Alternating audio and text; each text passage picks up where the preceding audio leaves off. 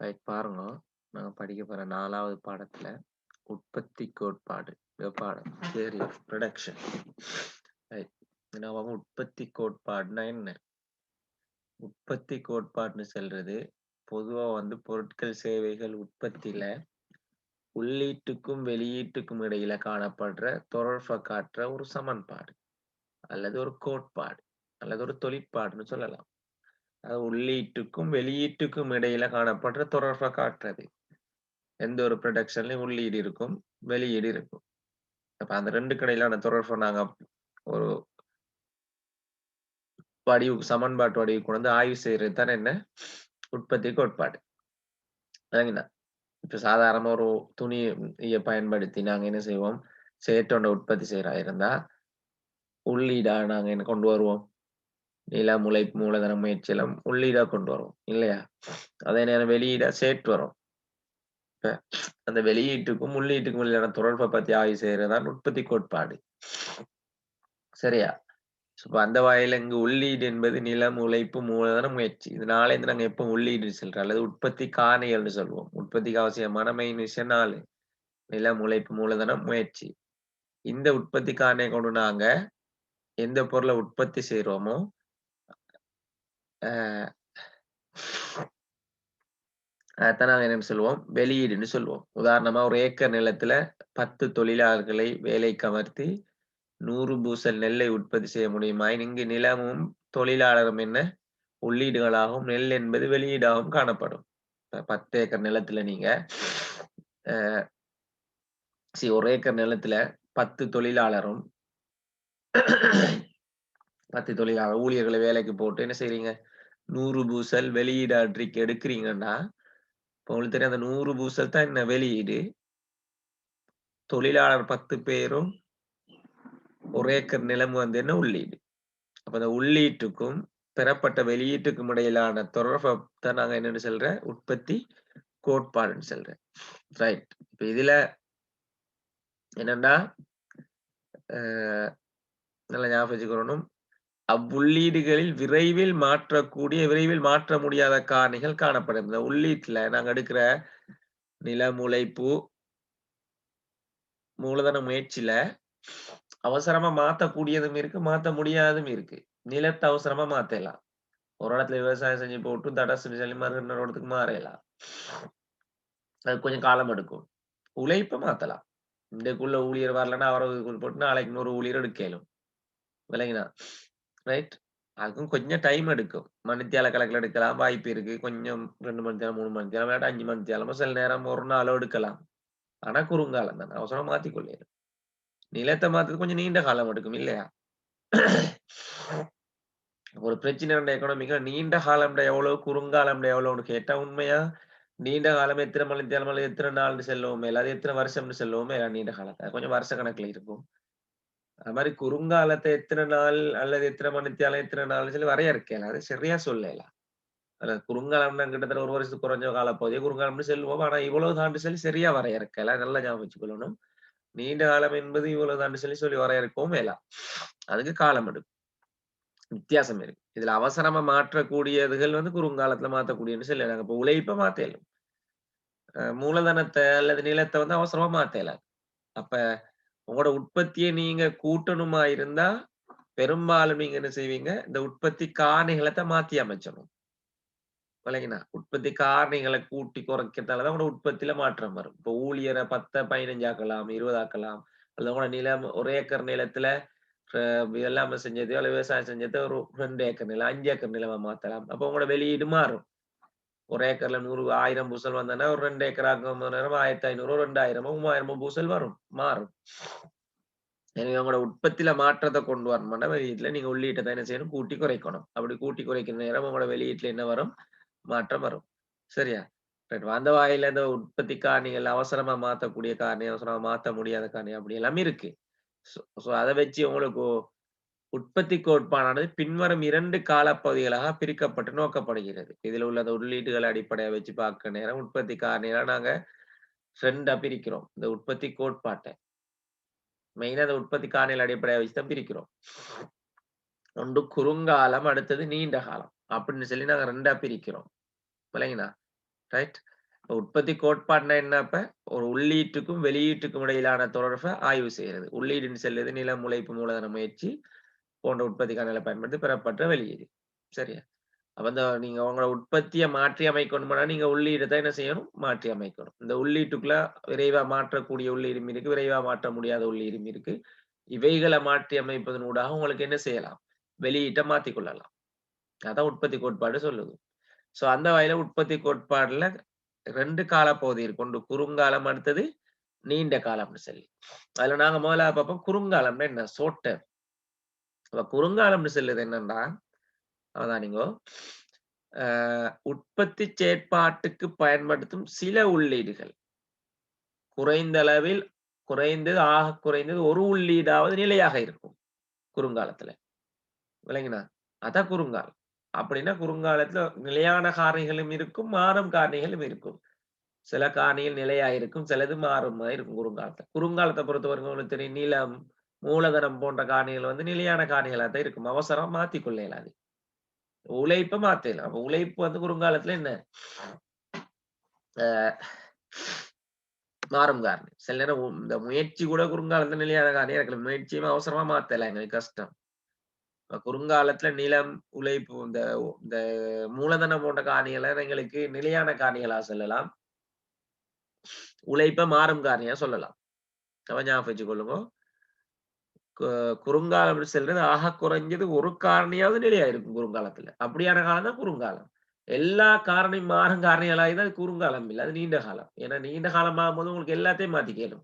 நீண்ட காலமாச்சுல நீங்க விவசாயம் செஞ்ச நிலத்துக்கு பதிலா வேற நிலம் எடுக்கலாம். நீங்க பயன்படுத்திய மூலதனத்துக்கு பதிலா இன்னும் மூலதனத்த மாத்திக் கொள்ளையிலும், கூட்டேலும், இன்னும் தொழில்நுட்பம் பயன்படுத்தலும் உங்களுக்கு. விளங்கினா? ஊழியரை மாத்திக்க இயலும், முயற்சியை மாத்த இயலும். தேவைன்னா. எனவே உற்பத்தி காரணிகளுக்கும் நீண்ட காலம்டா எல்லாத்தையும் மாத்திரணும். ஆனா குறுங்காலத்துல எல்லாத்தையும் மாத்திக் கொள்ள இயலாது. அப்படியான காலம் தான் நாங்க குறுங்காலம்னு சொல்லுவோம். குறைஞ்சது ஒரு காரணியாவது நிலையா இருக்கணும். எல்லா காரணியும் மாறிட்டோம்னா அது நீண்ட காலமா மாறிடும். இல்லைங்களா?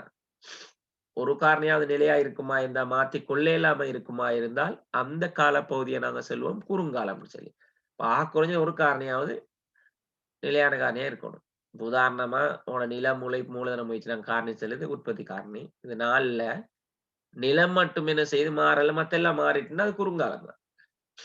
எல்லாமே மாறிட்டுச்சுன்னா அது நீண்ட காலம். ரைட்? இப்ப அந்த வகையில குறுங்காலம்னு சொல்லுது மாறும் காரணி, நிலையான காரணி என்ற 2 காரணிகளும் இருக்கும். சரியா? ரைட்? குறைஞ்சது ஒரு காரணியாவது நிலையா இருக்கணும். அப்படி பார்க்கும்போது குறுங்காலத்துல நிலையான உள்ளீடு, மாறும் உள்ளீடு 2 வகை இருக்கும். குறுங்காலத்துல ஒருத்தர் உற்பத்தி அதிகரிக்க விரும்புறாரா இருந்தால், அவர் எத மாத்தணும்? மாறும் காரணியத்த மாத்தணும். ஏன்னா நிலையான காரணி குறுங்காலத்துல மாத்தேலாம். அது அப்படியே நிலையா இருக்கும். நிலையான உதாரணமா நிலம்னா, நிலம் அப்படியே நிலையா இருக்கும். 1 ஏக்கர்னா 1 ஏக்கர் தான். அவர உற்பத்திய கூட்டணும்னா, அதுல வேலை செய்ற ஊழியர்கள் அளவ தான் கூட்டணும். இல்லையா? 10 பேர், 15 பேர் கூட்டி உற்பத்திய வேணும்னா கூட்டிக் கொள்ளலாம். விளங்குதா? அப்ப குறுங்காலத்துல ஒருத்தர் உற்பத்தி அதிகரிக்க விரும்புறாரா இருந்தால், அவர் என்ன செய்யணும்னு சொன்னால், என்ன காரணிய? மாறும் காரணிகளை மாத்தி அமைச்சா உற்பத்திய மாத்தலாம். குறுங்காலத்தின் அளவு எவ்வளவு என்பதை நாட்களின் எண்ணிக்கையின் அடிப்படையிலோ, அல்லது வருடங்களின் எண்ணிக்கையின் அடிப்படையிலோ வரையறுக்க முடியாது. குறுங்காலம் எவ்வளவுன்னு சொல்லி, இவ்வளவு நாள் தான், அல்லது இவ்வளவு வருஷம் தான், அல்லது இவ்வளவு மாசம் தான் சொல்லி எங்களுக்கு சொல்லலாம். விளங்குதா? அது தொழில் வித்தியாசம் இருக்கு. சிலதுல குறுங்காலம் 2 நாள், 3 நாளும் இருக்கேலும். பின்ன அவசரமா மாத்தக்கூடியது இருக்கு. சிலதுக்கு குறுங்காலத்துக்கு 1 வருஷம் போகலாம். சரி, எனவே நாங்க பெரும்பாலும் அக்கவுண்டிங்லன்னா 1 வருஷத்துக்கு குறைஞ்ச காலம்னு சொல்லி சொல்லுவோம் குறுங்காலத்த. நீண்ட காலமா அதுக்கு மேல உள்ளது. எக்கனாமிக்ல சரியா இவ்வளவுதான்னு சொல்லி வரையறுக்கிற இல்ல குறுங்காலத்தை, நீண்ட காலத்தையும். நாட்களுடையோ அல்ல வருஷங்கள் அடிப்படையில சரியா வரையறுக்க இயலாதத ஞாபகம் வச்சுக்கணும். கட்டாயமா அந்த பாயிண்ட்ஸ ஞாபகம் வச்சுக்கணும். அதுதான் குறுங்காலம். இப்ப குறுங்காலத்துல குறைஞ்சது ஒரு காரணியாவது நிலையான காரணியா இருக்கும். அந்த வகையில குறுங்காலத்துல மாறும் காரணி, நிலையான காரணி 2ம் இருக்கும். உதாரணம் நான் சொன்னேன். நிலையான காரணிக்கு நிலம், மூலதன துளைச்சல்லாம், மாறும் காரணிக்கு உழைப்ப சொல்லலாம். அந்த வகையில குறுங்காலத்துல ஒருத்தர் உற்பத்தி அதிகரிக்க விரும்புவாரா இருந்தா, அவர் என்ன செய்யணும்? மாறும் காரணியத்தான் மாத்தணும். அப்பதான் உற்பத்தி அதிகரிக்கலாம். ஏன்னா குறுங்காலத்துல நிலையான காரணிகள மாத்த முடியாது. அதே நேரம் குறுங்காலம் எவ்வளவுன்னு சொல்லி கேட்டா, அது எத்தன நாள் இவ்வளவு வருஷம் தான், இத்தன நாள் தான் சொல்லி எங்களுக்கு தெளிவா சொல்ல முடியாது. ரைட். அதான் குறுங்காலம். வச்சுக்கொள்வோம். அடுத்த விஷயம் நீண்ட காலம். உற்பத்தி செயற்பாடு தொடர்புடைய சகல காரணிகளை மாற்றிக்கொள்ள முடியுமா இருந்தால் அது நீண்ட காலம்.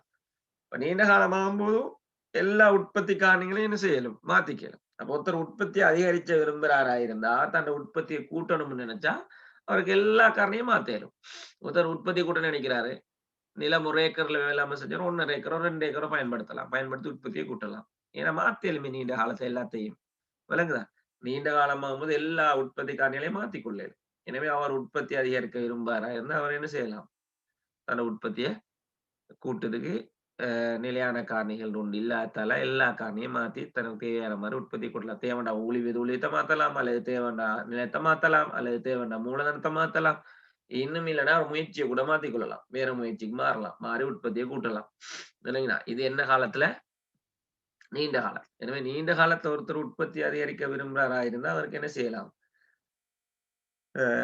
உற்பத்தி காரணிகளை மாற்றி அமைச்சு எல்லா உற்பத்தி காரணிகள் விரும்பின உற்பத்தி காரணிகள் அந்த 4 உற்பத்தி காரணிகளுக்கு எந்த காரணி விருப்பமோ அதை மாத்தி உற்பத்தியை கூட்டலாம். அல்லது எல்லாத்தையும் மாத்தி கூட உற்பத்தியை கூட்டலாம். ஏன்னா எல்லா காரணியும் நீண்ட காலத்துல மாறும் காரணிகள் தான் இருக்கும். நிலையான காரணிகள் இருக்க மாட்டாது. சரியா?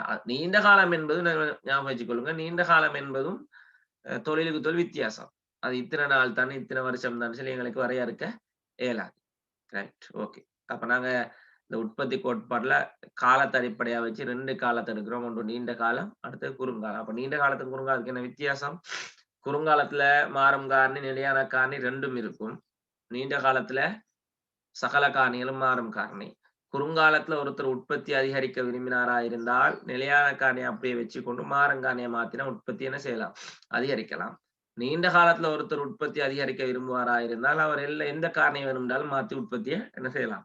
அதிகரிக்கலாம்.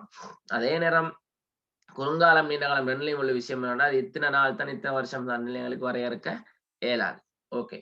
இந்த குறுங்காலம் நீண்ட காலம் அடிப்படையை வச்சு நாங்க உற்பத்தி கோட்பாடு தானே படிக்கிறோம். இந்த குறுங்காலத்துல உள்ள உற்பத்தி விஷயத்தை குறுங்காலத்துல உற்பத்தி உள்ளீட்டுக்கும் வெளியீட்டுக்கும் இடையிலான தொடர்பு ஆய்வு செய்யறது குறுங்கால உற்பத்தி தொழிற்பாடு. ஞாபகம் வச்சுக்கொள்ளுங்க. குறுங்காலத்துல உற்பத்தி உள்ளீட்டுக்கும் குறுங்காலத்து உற்பத்தி உள்ளீடுனா மாறுங்க நிலையான ரெண்டும் இருக்குமே. 2 வச்சுக்கொண்டு அதுக்கும் வெளியீட்டுக்கும் இடையிலான தொடர்பு ஆய்வு செஞ்சால் அது குறுங்கால உற்பத்தி தொழிற்பாடு அல்லது குறுங்கால உற்பத்தி சார்பு. இல்லைங்களா? நீண்ட காலத்துல உற்பத்தி உள்ளீட்டுக்கும் வெளியீட்டுக்கும் இடையிலான தொடர்பை நாங்க ஆய்வு செஞ்சால் அது நீண்ட கால உற்பத்தி தொழிற்பாடு. ரைட். குறுங்காலத்து உற்பத்தி உள்ளீட்டுக்கும் வெளியீட்டுக்கும் இடையிலான தொடர்பு ஆய்வு செய்யறது குறுங்கால உற்பத்தி தொழிற்பாடு. நீண்ட காலத்துல உற்பத்தி உள்ளீட்டுக்கும் வெளியீட்டுக்கும் இடையிலான தொடர்பை நாங்க ஆய்வு செய்வோமா இருந்தால் அது நீண்ட கால உற்பத்தி தொழிற்பாடுன்னு சொல்லலாம். விளங்குனா? ரைட். அந்த வகையில தொழிற்சாலை ஒன்றில தொழில்நுட்பமும் இயலளவும் மாற்றம் அடையாது இருக்கையில் ஞாபகம் வச்சுக்கொள்ளுங்க. தொழில்நுட்பம் என்பது நிலையான காரணி குறுங்காலத்துல. குறுங்கால உற்பத்தி தொழிற்பாடுல தொழில்நுட்பமும் இயலளவு மாற்றம் அடையாது இருக்கையில் மாறும் உள்ளீடுகளை மாற்றும் போது இப்ப குறுங்காலத்துல உங்களுக்கு என்ன செய்யலாம்னா இப்ப தொழில்நுட்பம் உட்பட நிலையான காரணிகள் சென்றாலும் சரி இப்படி செல்லவும் மேலும் தொழில்நுட்பம் உட்பட நிலையான காரணிகள் மாற்றம் அடையாது இருக்கையில் நிலையான தொழில்நுட்பம் உட்பட தொழில்நுட்பம் என்பது மூலதனத்துல வர ஒரு விஷயம். மூலதனம் என்ற உற்பத்தி காரணிகளுக்கு கீழே வரும். இப்ப நீண்ட காலத்துல தொழில்நுட்பம் போன்ற உற்பத்தி காரணிகள் மாற்றம் அடையாது இருக்கையில் மாறும் உள்ளீடுகளை மாற்றும் போது மாறும் உள்ளீடுகளை மட்டும் நீங்க மாத்தினீங்கண்டா உள்ளீட்டுக்கும் வெளியீட்டுக்கும் இடையில் நிலவும் தொழில்நுட்ப ரீதியிலான தொடர்பு குறுங்கால உற்பத்தி தொழிற்பாடு என அழைக்கப்படும். நிலையா வச்சுக்கொள்ளுங்க. குறுங்காலத்துல நிலையான உள்ளீடுகள் அப்படியே வச்சுக்கொண்டு நீங்க மாறும் உள்ளீடுகளை மாற்றும் போது உள்ளீட்டுக்கும் வெளியீட்டுக்கும் இடையிலே நிலவும் தொழில்நுட்ப ரீதியான தொடர்பு குறுங்காலத்துல உள்ளீட்டு வெளியீட்டுக்கும் இடையில காணப்பட்ட ஒரு தொழில்நுட்ப ரீதியான தொடர்பை தான் நாங்க குறுங்கால உற்பத்தி தொழிற்பாடுன்னு சொல்லுவோம். புரியுங்களா? இது லேசா சொல்றேன்னா குறுங்காலத்துல நிலையான காரணிகள் அப்படியே வச்சுக்கொண்டு நிலையான காரணியை மாத்தலாது மாறும் காரணிகளை மாற்றும் போது உங்களோட உள்ளீட்டுக்கும் வெளியீட்டுக்கும் இடையிலே காணப்படும் தொடர்பை காட்டுவது. இல்லைங்களா? குறுங்காலத்தில் நிலையான காரணிகளை மாற்றாத வைத்துக்கொண்டு மாறும் காரணிகளை மாற்றும் போது உள்ளீட்டுக்கும் வெளியீட்டுக்கும் இடையில காணப்படும் தொடர்பை காட்டுவதுதான் குறுங்கால உற்பத்தி தொழிற்பாடு. இதான் கொஞ்சம் விரிவா சொல்லியிருக்கான். தொழில்நுட்பம் உட்பட நிலையான காரணிகள் மாறாம இருக்கிற இருக்கும்போது மாறும் காரணிகளை மட்டும் மாத்தினீங்கன்னா அவங்களோட உள்ளீட்டுக்கும் வெளியீட்டுக்கும் இடையில ஒரு தொழில்நுட்ப ரீதியான தொடர்புன்னு சொல்றாங்க. தொழில்நுட்ப மாத்த இல்லாத ஒரு தொழில்நுட்ப ரீதியான தொடர்புன்னு சொல்லலாம். அதான் குறுங்கால உற்பத்தி தொழிற்பாடு. இப்படித்தான் சொல்லணும்னு இல்ல. உங்களுக்கு இப்படி சொன்னாலும் சரி. குறுங்கால நிலையான காரணிகளை மாற்றாது அப்படியே வைத்துக்கொண்டு மாறும் காரணிகளை மாற்றும்போது உங்களோட உள்ளீட்டுக்கும் வெளியீட்டுக்கும் இடையிலே காணப்படுற ஒரு தொடர்பு வலை தொழில்நுட்ப ரீதியான தொடர்பு என்னன்னு சொல்லலாம். குறுங்கால உற்பத்தி தொழிற்பாடுன்னு சொல்லலாம். இப்ப அந்த வகையில குறுங்கால உற்பத்தி தொழிற்பாடை நீங்க காட்டுற ஒரு ஈக்குவேஷன்ல Q சமன் அவுட்புட் உள்ளீடா நீங்க ஃபங்க்ஷன் ஆஃப் எல்லும் எதுவும் பயன்படுத்திங்க லேபரும் என்ன கேபிட்டலும் பயன்படுத்திங்கன்னு வச்சுக்கோங்க. நாங்க கேபிட்டல்னு சில நேரம் மூலதனத்துக்கு இந்த சி எடுக்க இயலாது. அதனால கே எடுத்திருக்கீங்க மூலதனத்துக்கு நிலையான மூலதனத்துக்கு தொழில்நுட்பமா இருக்கலாம். இந்த 2 உற்பத்தி காரணியை மட்டும் எடுத்துன்னு வச்சுக்கொள்ளுங்களேன் குறுங்காலத்துல. இத நல்லா அவதானிச்சுக்கொள்ளுங்க. Q வெளியீடு, இதான் வெளியீடு.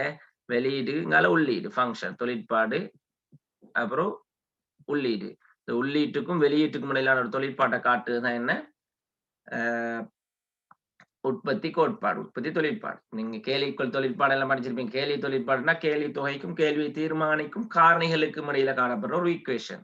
அந்த மாதிரி உற்பத்தி தொழிற்பாடுனா உற்பத்தி உள்ளீட்டுக்கும் வெளியீட்டுக்கும் இடையிலான தொடர்பை காட்டுற ஒரு ஈக்குவேஷன். இப்ப இதுல பாருங்க உள்ளீடு அடுத்து இருக்கு லேபரும் இதுக்கும் கேபிட்டலும், அதாவது நிலையான மூலதனம். சரியா? இப்ப இதுல லேபர் என்ன காரணி குறுங்காலத்துல ஊழியம் மாறும் காரணி. கே மூலதனம் நிலையான காரணி குறுங்காலத்துல.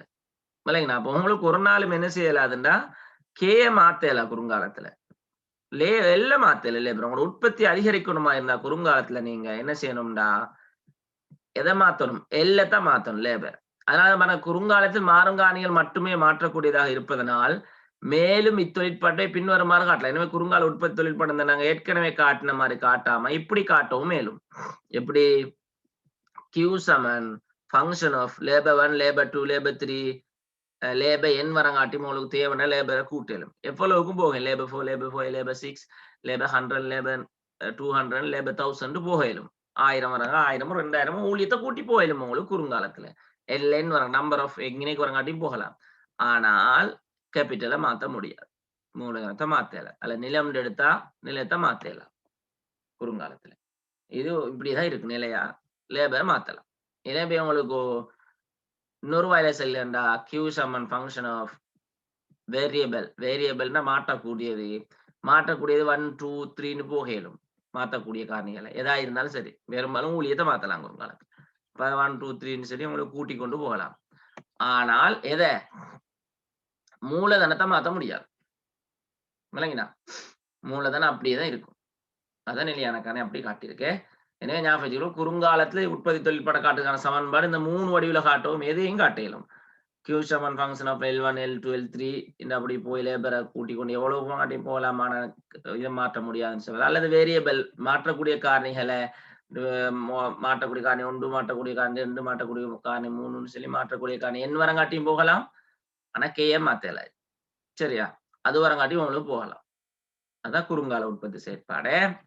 ரைட். இப்ப நாங்க பார்த்தோம் காலத்துல 2 காலம் நீண்ட காலம் குறுங்காலம் இருக்கும். இதுல குறுங்காலத்துல இந்த உற்பத்தி செயற்பாடுகளை ஆய்வு செய்யறது குறுங்கால உற்பத்தி தொழிற்பாடு.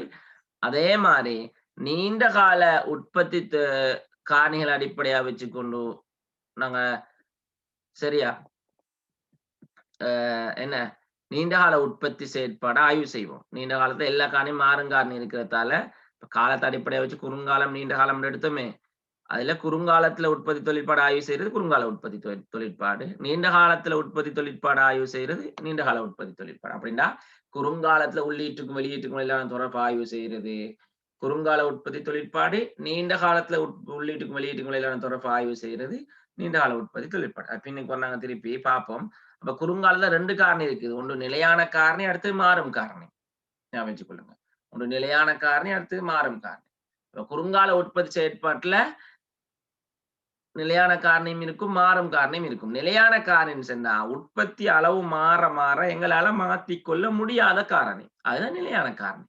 உற்பத்தி செயற்பாடின் போது உற்பத்தி அளவுல மாற்றம் வர வர எங்களை இதை என்ன செய்யலாது இந்த செலவை மாத்த இயலாது. இப்ப உற்பத்தியை கூட்டணும்னு சொன்னால் உற்பத்தி அளவை மாத்தணும்னால குறைச்சணும்னாலும் கூட்டணும்னாலும் ஒரு நாளும் இதுல அளவை மாத்தல. உதாரணமா நிலம்னு சொல்லி போனா நீங்க நிலத்தின் அளவு என்ன செய்யலாது எங்களால மாத்தல. விளங்குதா? நிலம் ஒரு ஏக்கர் நீங்க வேளாண்மை செய்ய போறீங்க. நிலத்துலன்னா ஒரு ஏக்கர் தான். அத மாத்தல எங்களுக்கு. அல்லது நீங்க பயன்படுத்தும் மூலத்தினால குறுங்காலத்துல மாத்திக்கொள்ள இயலாது. அப்படியே இருக்கும். விளங்குதா? இப்ப குறுங்காலத்துல உற்பத்தி அளவுக்கு ஏற்ப மாற்றிக்கொள்ள முடியாத காரணி தான் நிலையான காரணி. எனவே உற்பத்தி எவ்வளவாக இருந்தாலும் நிலையான காரணி அளவு ஒரே அளவாக இருக்கும். நிலையான காரணிகள் குறுங்காலத்தில் மட்டுமே காணப்படும். ஞாபகம் வச்சுக்கொள்ளுங்க. மேல நீண்ட காலத்துல எல்லா காரணியும் மாத்திக்கொள்ளலாம். எனவே குறுங்காலத்துல மட்டும் நிலையான காரணி இருக்கும். எனவே உற்பத்தி அளவு கூடினாலும் குறைஞ்சாலும் எவ்வளவாக இருந்தாலும் நிலையான காரணி என்ன செய்யாது மாறாம அப்படியே இருக்கும். ஞாபகம் வச்சுக்கொள்ளுங்க. ரைட். அப்புறம் மாறும் காரணி. உற்பத்தி செயற்பாட்டுல உற்பத்தி அளவு மாத்தணும்னு சொன்னா உங்களுக்கு மாறும் காரணியை மாத்தலாம். விளங்கினா? எனவே உற்பத்தி அளவு மாறக்கூடிய காரணி தான் என்ன மாறும் காரணி. சரி, ஒருத்தர் உற்பத்தியை கூட்டணும்னா இல்ல குறைச்சணும்னா மாறும் காரணியத்தை மாத்தணும். எனவே மாறும் காரணி என்பது உற்பத்தி அளவு மாறக்கூடியது. மாறும் காரணி வந்து குறுங்காலத்திலையும் இருக்கும், நீண்ட காலத்திலையும் இருக்கும். ஞாபகம் வச்சுக்கொள்ளுங்க. மாறும் காரணி குறுங்காலத்திலையும் இருக்கும், நீண்ட காலத்திலையும் இருக்கும். எனவே ஒருத்தர் உற்பத்தி அதிகரிக்கணும்னா மாறும் காரணியை மாத்தலாம். அப்படின்னா குறுங்காலத்துல ஒருத்தர் உற்பத்தி அதிகரிக்கணுமா இருந்தால் நிலையான காரணியை அப்படியே வச்சுக்கொண்டு மாறும் காரணியை மாத்தலாம். நீண்ட காலத்துல ஒருத்தர் உற்பத்தி அதிகரிக்கணுமாக இருந்தா அவரு எல்லா காரணியையும் மாத்தலாம். ஏனென்றால் நீண்ட காலத்துல எல்லாமே மாறும் காரணியாக இருப்பதால நீண்ட காலத்துல எந்த காரணியும் மாத்திக்கொள்ளலுமா அவருக்கு உற்பத்தியை மாத்தணும்.